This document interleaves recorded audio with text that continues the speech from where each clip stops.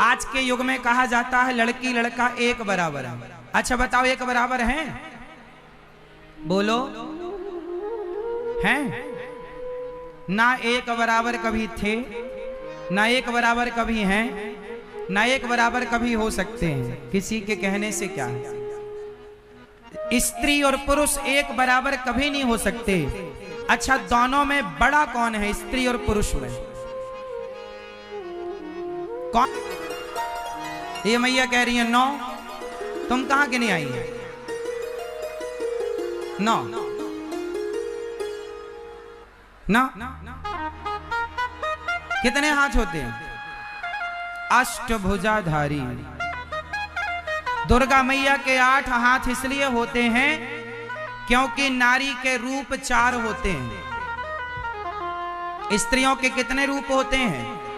कौन कौन से? मां, बोलो मां, बहन, बेटी और पत्नी।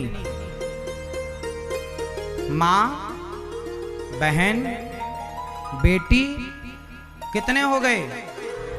4 हो गए। इसलिए दुर्गा मैया के हाथ कितने हैं? 8। क्योंकि एक स्त्री एक समय पर 4 काम करती है। पति को भी संभालती है, पुत्र को भी संभालती है, सास ससुर को भी संभालती है और गृहस्थी भी संभालती है। 4 को एक साथ संभालती तो 8 भुजा ये जिसके हैं वो भाग्यशाली हैं। खूब सेवा करो बेटियों की, खूब पढ़ाओ लिखाओ, योग्य बनाओ।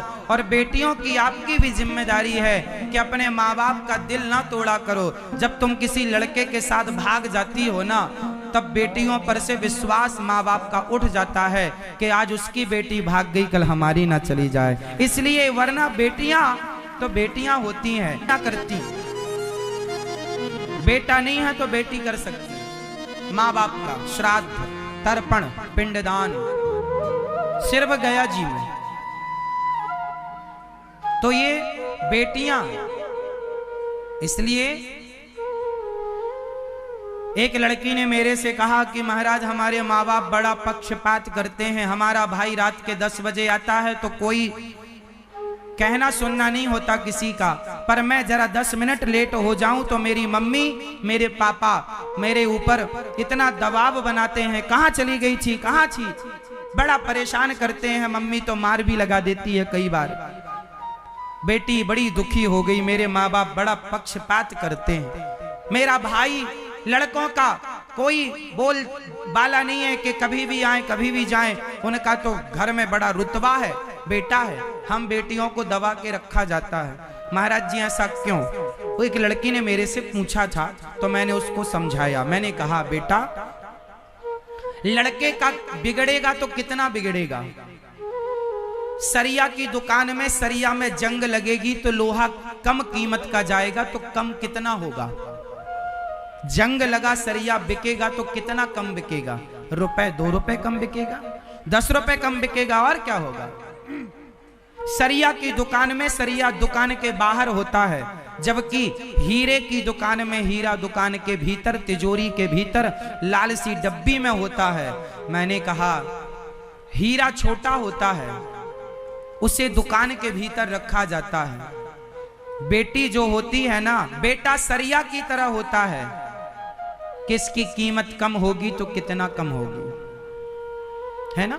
पर एक बार यदि हीरा टूट गया, एक बार हीरा चटक गया तो समाप्त हो गया, कोई कीमत नहीं मिलेगी उसकी। बेटी वो हीरा है जो दोनों कुलों को तारने वाली है। इसलिए माँ बाप तुम्हें संभाल के अंदर घर में रखते हैं, क्योंकि तुम बाहर का सामान हो ही नहीं, तुम तो भीतर की अमानत हो। कौन सी चीज पर्दे के बाहर होती है और कौन सी चीज पर्दे के अंदर होती है, एक मर्यादा है कि नहीं? हाँ या ना?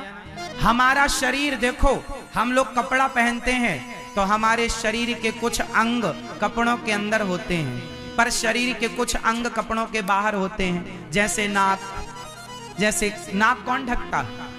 कान, आंख, मुंह, ये कौन ढकता? हाथ, बाहर होते हैं। लेकिन शरीर में कुछ अंगों को ढक कर के रखा जाता है, क्योंकि यही मर्यादा है। बेटी को ढक के रखा जाता है, यही मर्यादा है। अब कोई प्रदर्शन करे तो ये प्रदर्शन का सब्जेक्ट है नहीं, पर कोई प्रदर्शित करे तो करे। आज तो बेटियां कैसे कैसे कपड़े पहना के माँ बाप घुमाते हैं, आप सब जानते हैं, कहने की जरूरत नहीं है। पर कुछ चीजें पर्दे में, मर्यादा में रहें तो अच्छी लगती हैं। चाहे बेटी कितनी सुंदर हो, उसे घर घर घुमाना ना चाहिए। चाहे बेटा कितना प्यारा हो, उसे सिर पर चढ़ाना ना चाहिए। ये परंपराएं बनी। तो जो जहां की चीज है वहां अच्छी लगती है, क्यों मेरी मां? इसलिए बेटियों के ऊपर 2 कुलों का भार है, इसलिए आपको थोड़ा मर्यादा में रहना चाहिए। किसी से भी कुछ भी नहीं बोलना चाहिए। किसी पुरुष से आप हंसकर बोलेंगी ना, तो वो पुरुष हो सकता है आपकी हंसी का गलत अर्थ लगा ले। अरे ये तो मुझे देख के हंस रही है, मतलब इसका इरादा कुछ और है।